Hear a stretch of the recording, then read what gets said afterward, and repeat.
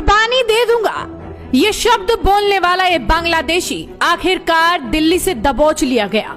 योगी को धमकी देना इस बांग्लादेशी को महंगा पड़ गया। दुश्मनों को हम नहीं देंगे रोटी बोटी, हम नहीं सांप को दूध पिलाएंगे, that's it, enough is enough. दुश्मन को दुश्मन की तरीके से देखना पड़ेगा। मुहर्रम का जुलूस हो या फिर कोई भी अन्य मुस्लिम समाज का कोई पर्व और त्योहार का कोई जुलूस, वो हिंदू मोहल्ले से सुरक्षित निकल जाता है, कोई दिक्कत नहीं होती, मंदिर के सामने से भी निकल जाता है, कोई समस्या नहीं होती। लेकिन इस समस्या केवल वहीं पे क्यों खड़ी होती है जब कोई हिंदू शोभा यात्रा किसी मस्जिद के सामने से, किसी मुस्लिम बाहुल्य क्षेत्र से निकलती है, तब क्यों तनाव पैदा होता है। क्या भारत की धरती पे केसरिया झंडा नहीं लग सकता? क्यों नहीं लग सकता? आगे भी संपन्न होंगे। लेकिन ये चीजें तय करना, ये कहना कि उत्तेजक नारे लगाए जा रहे थे, जय श्री राम का नारा उत्तेजक नहीं है, ये हमारी श्रद्धा का नारा है, हमारी आस्था का प्रतीक है। कल मैं आपसे कहूंगा कि अल्लाह अकबर का जो स्लोगन है ये हमें अच्छा नहीं लगता, आपको हम रोके तो क्या आपको अच्छा लगेगा? मुझे मतलब होने की आवश्यकता ही नहीं, क्योंकि मेरी तो विरासत इतनी लंबी चौड़ी है, इतनी प्राचीन है कि मैं उस परंपरा को ही लेकर के चले जाऊं। मैं जय श्री राम का नारा, हर हर महादेव का नारा, राधे राधे के संबोधन से ही अपना पूरा जीवन काट सकता हूं। मालूम नहीं था या वो भूल गया था कि यूपी में योगी सरकार है जो आपत्तिजनक टिप्पणी करने वालों को घरों से उठवा लेती है। आरोपी की पहचान शेख अताउल पुत्र उस्मान गनी के रूप में हुई है। वो मूल रूप से बांग्लादेश का रहने वाला है। शेख ने कबूल किया है कि उसका परिवार बांग्लादेश की सीमा पार करके पश्चिम बंगाल के मालदा जिले में बस गया है। बाद में वो दिल्ली के शाहीन बाग में आकर रहने लगा।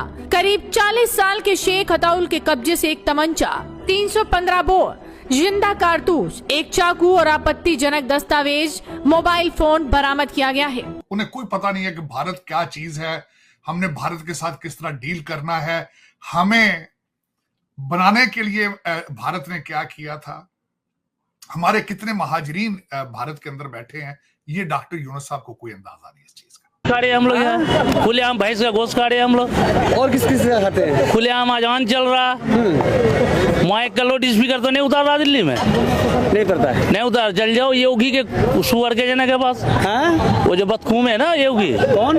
योगी योगी, हाँ। वो रोज मस्जिद का माइक उतारता है, वो योगी उतारता है, हाँ। वो कह रहे लाउड स्पीकर, पता नहीं उसकी अम्मी को शादी किया मुसलमान ने, वो बोलता है मुसलमान भगाओ यहाँ से। अगर पाकिस्तान इस वक्त बांग्लादेश की मदद करने जाएगा, और मुझे ऐसा लगता है करनी भी नहीं चाहिए, क्योंकि हम किसी की आग में क्यों जलाएं अपने मुल्क को। हमारे मुल्क के पहले क्राइसिस कम पड़े हुए कि जो हम दूसरों के मुल्क की लड़ाई लें। तो ये कह रहे हैं हम तो सबका साथ सबका बालेगी ने बिस्मिल्लाह बोल के पेल दूंगा। क्या योगी को बिस्मिल्लाह बोल के मतलब वही की बिस्मिल्लाह बोलूंगा और कुर्बानी दे दूंगा। किसकी? योगी की। क्यों? क्योंकि पूछो उसे जाकर, तो सीएम है वहाँ के। अरे का सीएम लगातार 2 बार सीएम बने, जनता ने बनाया। अरे जाके जरा बंगाल में सीएम बन जाओ, कितना माँ का दूध पियाओ। तो कह रहे बुलडोजर बाबा चाहिए, उसे जपने में फेंक दूंगा बुलडोजर को। नोएडा सेक्टर 39 पुलिस ने शेख अताउल को गिरफ्तार करने के बाद उसकी जांच पड़ताल शुरू कर दी है। इनका सबसे प्रॉब्लम क्या है, इनका सेहत का निज़ाम ही नहीं है। नहीं है बांग्लादेश तो में वो अगर आप इंडिया के साथ पंगा लेंगे, आपकी इंडिया के आप जा रहे हैं, आपकी 80% जो इलाज की सहूलत है वो इंडिया के पास है। अब आपने इंडिया से बिगाड़ ली, या तो अपने लोगों को मार दो आप, या इंडिया के पाँव पकड़ लो आप। अभी तो इंडिया ने फूड एक्सपोर्ट पर रोक लगाया है, तो बांग्लादेश का ये हाल हो गया है। अगर इंडिया ने बांग्लादेश का पानी बंद कर दिया तो बांग्लादेश का क्या हाल होगा? मेरा ख्याल है इनको माफी मांग लेनी चाहिए, सीधा स्ट्रेट अवे। बहादुरी और बेवकूफी में जमीन आसमान का फर्क था। फिलहाल इस बांग्लादेशी का इलाज पक्का होगा, क्योंकि यूपी पुलिस की गिरफ्त में जो आ चुका। नमस्कार दोस्तों, एक बांग्लादेशी दिल्ली में, नोएडा में योगी जी को धमकी दे रहा था, काफ़ी अपशब्द बोल रहा था उनके लिए। इसका वीडियो वायरल हो जाता है और ये नोएडा पुलिस को ये वीडियो दिखता है। उसके बाद इसकी खोज की जाती है और दिल्ली में से पकड़ लिया जाता है, जिसकी सारी क्लिपिंग्स आपने देखी हैं। दोस्तों, हमारे देश में करोड़ों बांग्लादेशी ऐसे ही अवैध रूप से रह रहे हैं।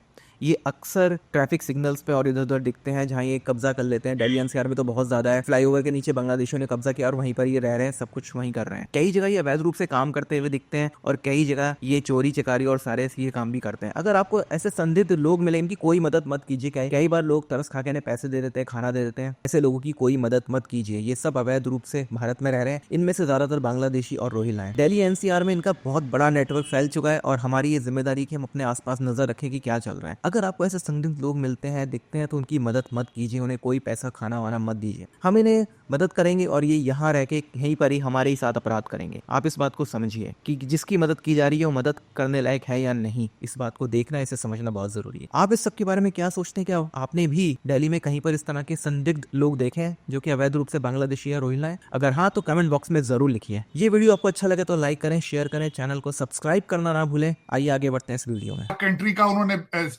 बिल्कुल आपकी बात ठीक है, ब्लैकमेल करने के लिए उन्होंने ताश का पत्ता फेंका है।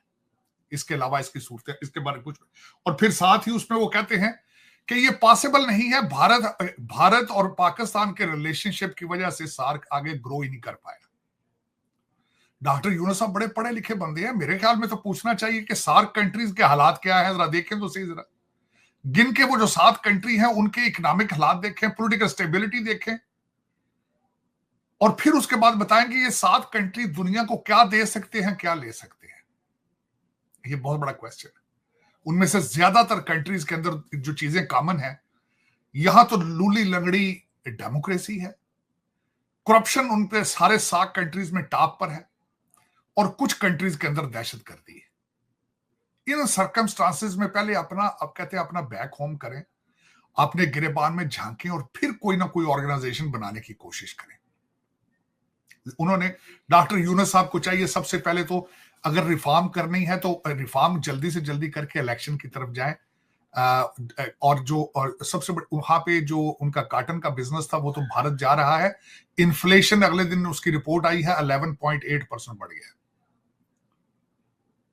तो इन सर्कमस्टांसेस में, जिन सर्कमस्टांसेस में बैठे हैं चंद लौंडे लपाड़े, जिस तरह के हमारे पाकिस्तान में है फारग फिरते हुए, इस तरह के वहां थे सड़कों पे आके उन्होंने बंदे मार आके, तो वो कोई उन्हें खुद समझ नहीं आ रही कि हमने क्या करना है, और अभी भी लड़ रहे हैं एक दूसरे के साथ। ये नहीं कोई चुप करके घर चले गए हैं, उन्होंने कहा नहीं जी काम खत्म हो गया, नहीं। वो जब दिल करता है बाहर निकल के आके 2-4 बिल्डिंगें जला के 2-4 बसें जला के घर चले जाते हैं। ये उनका फ्यूचर है। उसके बाद इस वक्त जो मुझे सबसे बड़ा जो तशवीश है भारत के, बांग्लादेश के हालात पे, वहां पे रेडिकलाइजेशन वापस दोबारा लाने की कोशिश भी की जा रही है, और वो पार्टियां सारी रेडिकल्स जो है वो वापस आ रही हैं, और इन्हें ये नहीं पता कि पाकिस्तान में इस वक्त जो हमारे हालात हैं, वो मैं उस पर भी आना चाहूंगा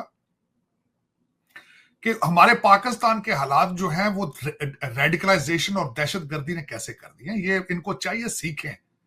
मैं समझता हूं पाकिस्तान की दहशतगर्दी पर यूनिवर्सिटी के अंदर एक PhD होनी चाहिए कि किस तरीके से हमने, चीमा साहब, मैं अगले दिन जब रिसर्च कर रहा था मौलाना फजलुर रहमान के इस वक्त जो कारोबार है, जिस वजह से वो जरदारी साहब से नाराज हैं, गवर्नमेंट से नाराज हैं, मेरी बात सुन के पांव के नीचे से जमीन निकल गई।